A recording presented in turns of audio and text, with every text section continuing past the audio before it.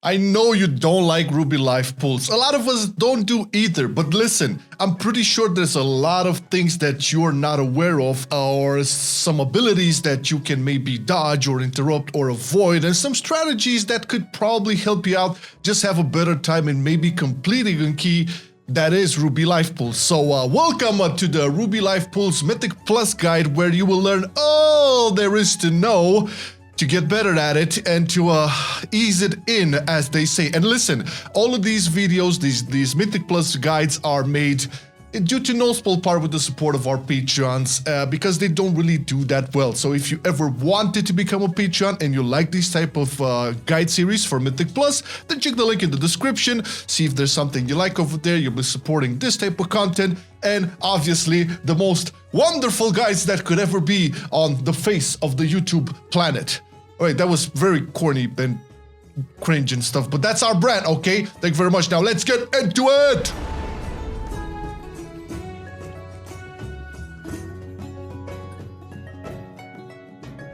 The route we choose for this dungeon requires you to only kill the right side trash of the first room in the infusion chambers and skips the fire dragon NPC upstairs, but you will have to be careful with your pulls there and warn your party, especially the ranged players, of the route, as the dragon is very easily ninja pulled if people aren't paying attention. You can find this route linked in the description below, along with other routes we have for more dungeons.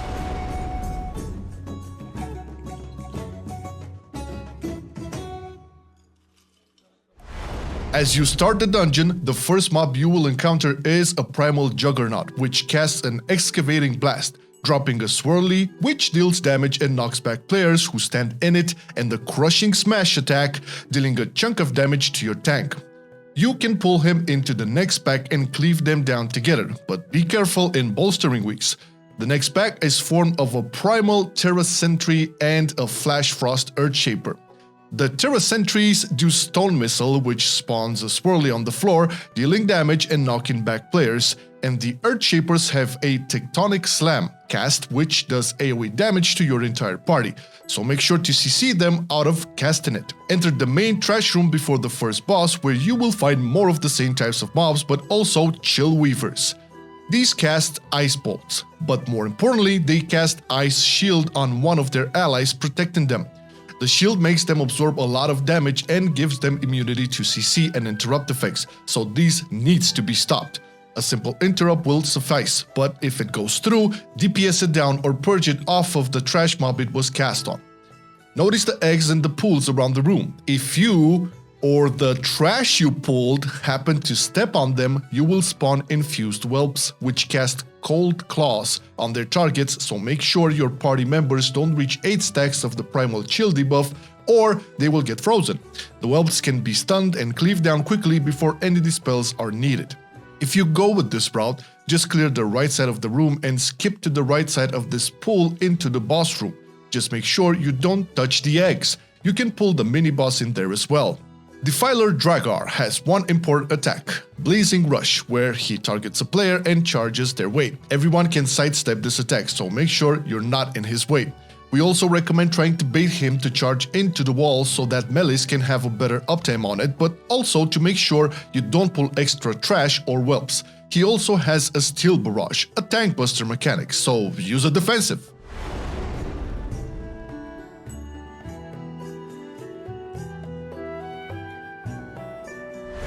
Next we have our first boss, Melidrussa Chillworn. We recommend that you start by pulling her on one of the petals of the flower in the boss room, and have everyone stack for the next attack, Hell Bombs. This will place a swirly under everyone's feet, which will spawn icy spikes. You want to avoid these, or you can clear them with an immunity if some are placed badly or you start getting overrun, because they deal a very large amount of damage and apply stacks of primal chill to you, just like the whelps.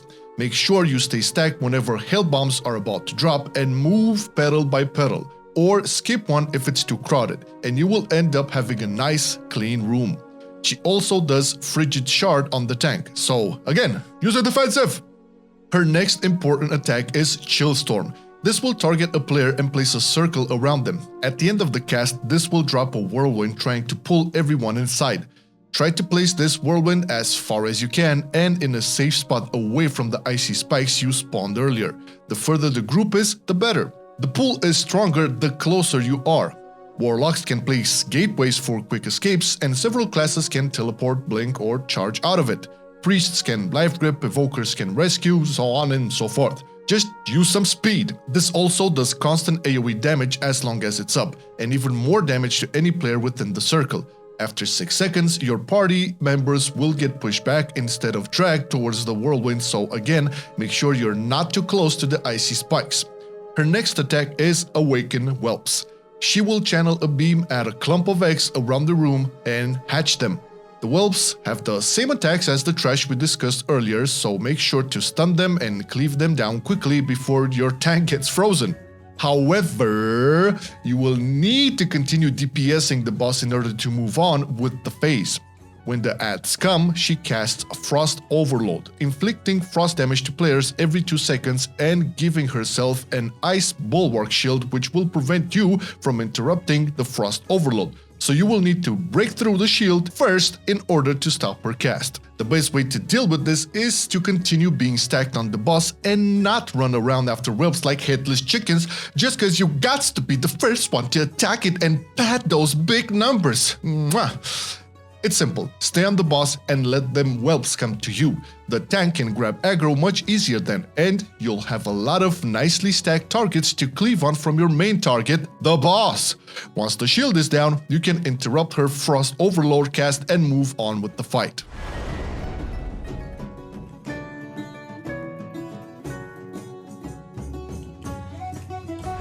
Once Chillworn is down, the Drakes will come down to help you go into the Ruby Life Shrine. Here, you'll want to go left and pull Thunderhead, the Storm Dragon. He has 3 important abilities. Storm Breath, where he will turn towards a party member and channel his breath in a frontal cone.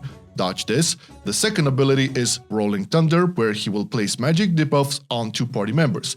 This does AoE damage when it runs out or it is dispelled, so we recommend that you dispel one as soon as possible and heal up your party before the next one goes through. The third ability is Thunderjaw, a tank mechanic which will do physical and nature damage and push back your tank, so be careful with your positioning to not accidentally pull packs you don't want and pop a defensive.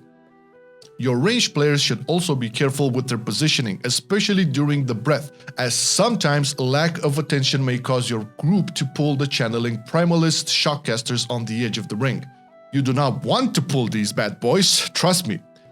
They will do a lightning bolt you can interrupt, but also an unlucky strike, a curse which places a dot on the target, dealing moderate damage while it is up and a lot of damage upon expiration and stuns the player too.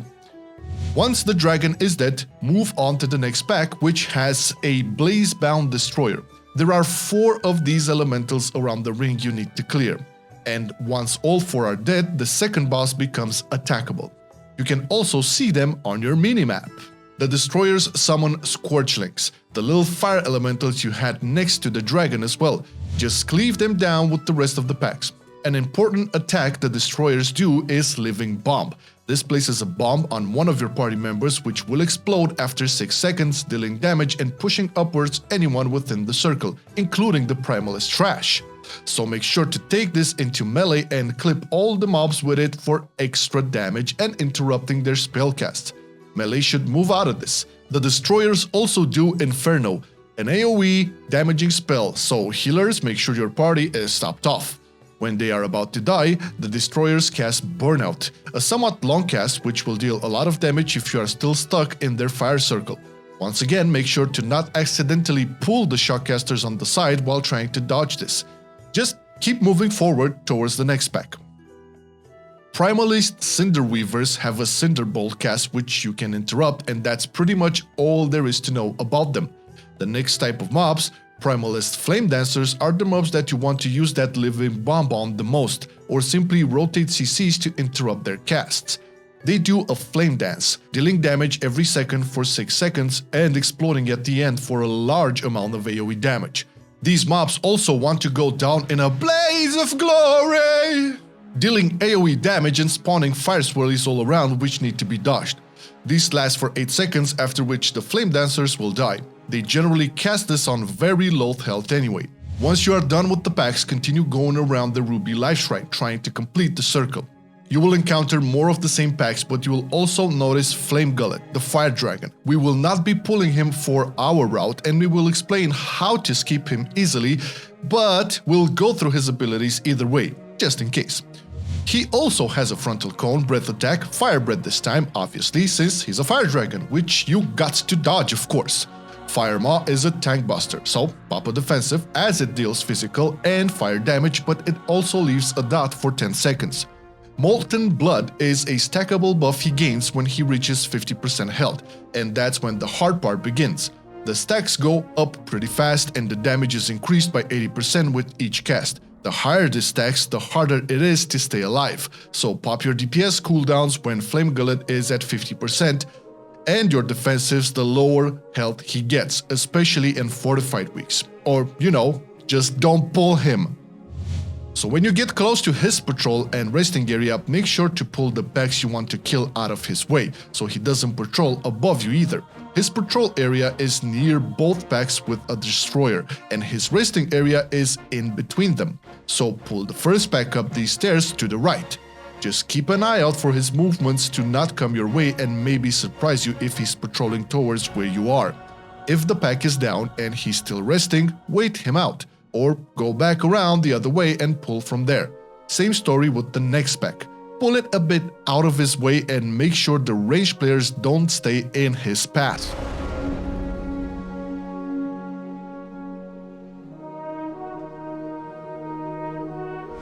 Kokia Blazehoof is the second boss and she does 3 attacks which you need to look out for. She casts Ritual of Blaze Binding at 100 energy, which summons a blaze-bound firestorm near one of your party members, so you can bait where you want this ad to spawn. Get out of the swirly that spawns it, then cleave it down with the boss.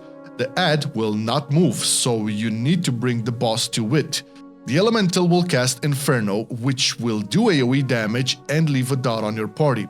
Make sure you rotate Interrupt for its Roaring Blaze cast, another hurtful AoE. While you're dealing with the ads, the boss will also cast Molten Boulder, casting a giant fiery boulder at one of your party members, which will leave scorched earth in its path and explode when it hits something, dropping bad stuff there as well.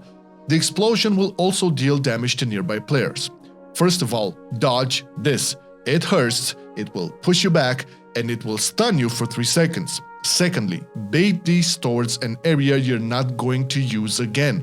You can move the boss around the entire area you cleared of trash, so don't worry too much about the room unless you bait the boulders really badly. It happens. If they don't hit anything, they will explode after traveling 40 yards. We tried to place them diagonally towards the grass or the trees. Also, be careful not to pull Flame Gullet or the Shockcasters you left alive during the trash cleanup, very important. When the elemental ad is about to die, just like the trash, it will cast a Burnout, dealing large amounts of damage to anyone within his fire circle. Her third attack is a Tank Buster, Searing Blows. This places a hard-hitting, stacking dot on your tank, Searing Wounds, dealing physical damage, so pop defensives and heal through it.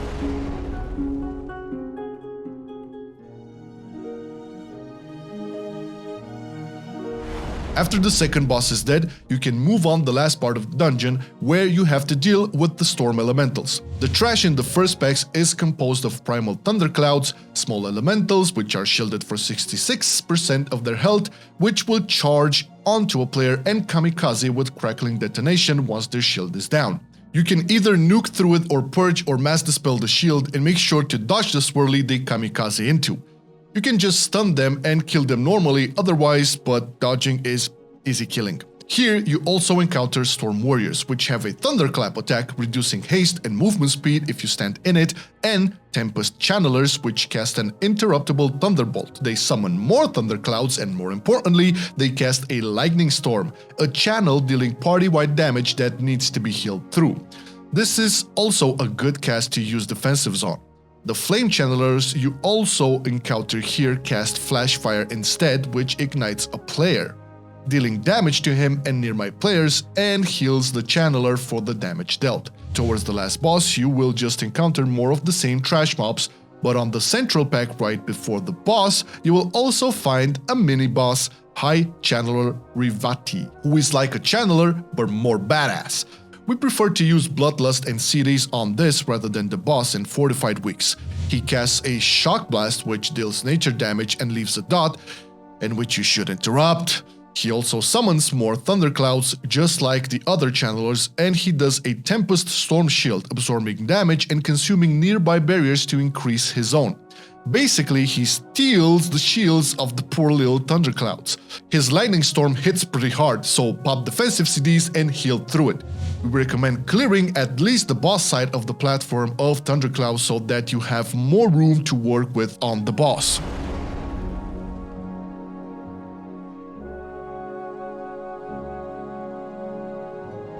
Once the High Channeler is down, the boss will come down riding his dragon, and you will need to defeat both of them in order to complete the dungeon.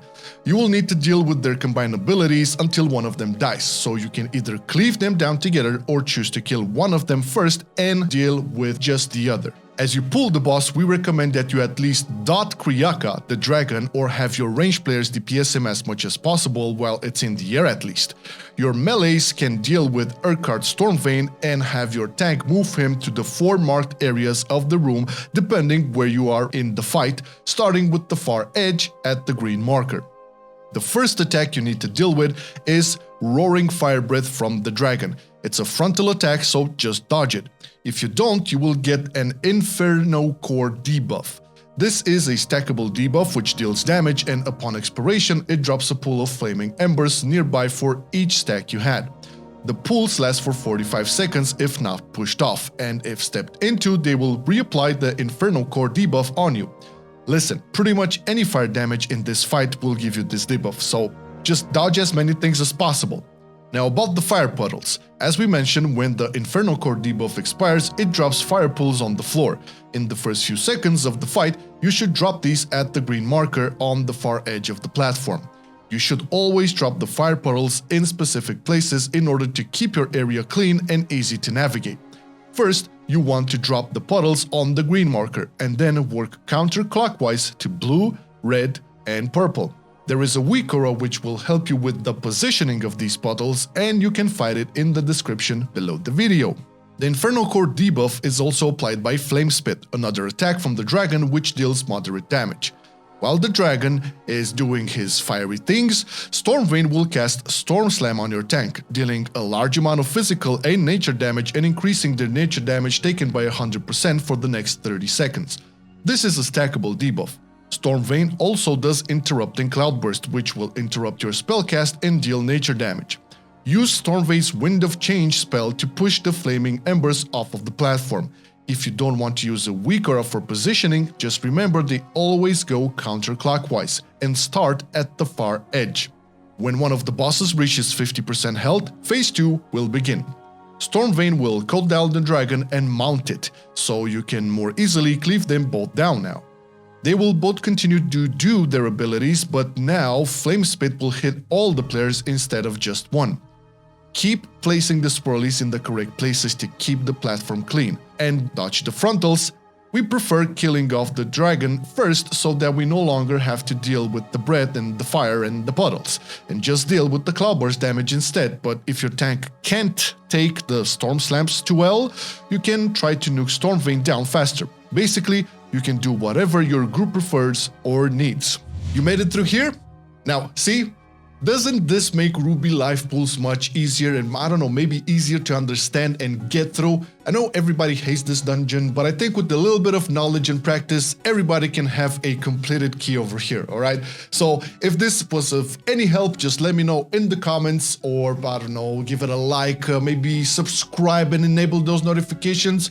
Or go even further and join the Patreon, patreon.com/Marcelian&Online. Regardless, none of this is required. Thank you so much for watching, and you have a great run of Ruby Life Pulse and many more dungeons to come. See you in the next guy. Bye. I've been loving it then, I still love it now. Still, I play WoW. Still, I play WoW. Getting better every day, let me show you how. Cause still, I play WoW. Still, I play WoW. It's getting harder to stay, but at the end of the day, it's a guilty pleasure, so just log in and play. Whether it's classic or retail, I'ma do a /bow. Still, I play WoW.